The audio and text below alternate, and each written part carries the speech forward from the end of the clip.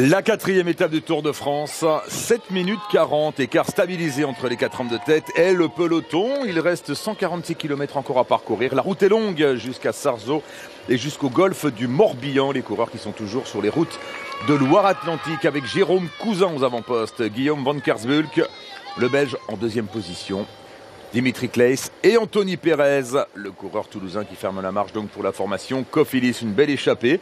Et pour l'instant, le peloton donc qui laisse faire, enfin qui stabilise, on va dire, l'écart par rapport donc aux quatre fuyards. C'est également l'échappée la plus fournie depuis le début de ce Tour de France, puisque lors de la première journée, il n'y avait que 3 coureurs à l'avant.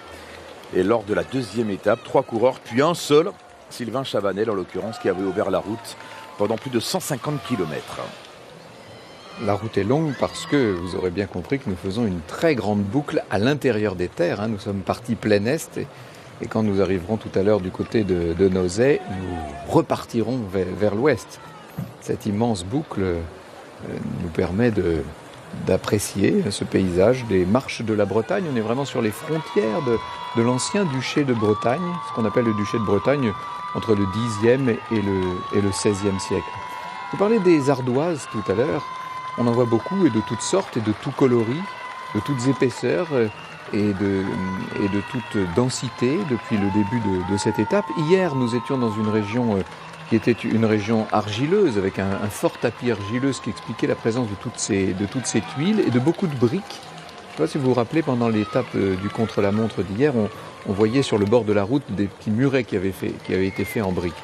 Eh bien, l'ardoise, figurez-vous, est également originaire de l'argile. C'est de l'argile, mais c'est de l'argile qui a été naturellement compressée au moment de l'enfouissement. C'est un phénomène géologique.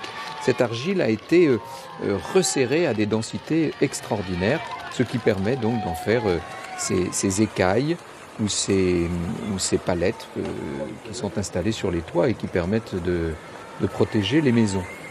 On n'utilise pas seulement l'ardoise dans les toitures, d'ailleurs. L'ardoise se trouve à peu près on peut dire dans tous les domaines de la construction.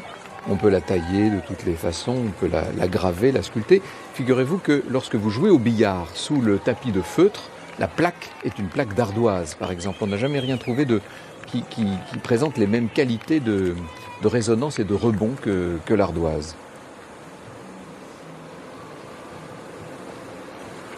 Allez, c'est l'heure peut-être de faire le point avec Alain Deleuil, le directeur sportif de la formation Cofidis, qui est au volant de la voiture Cofidis et qui suit bien sûr les 4 échappés parce que...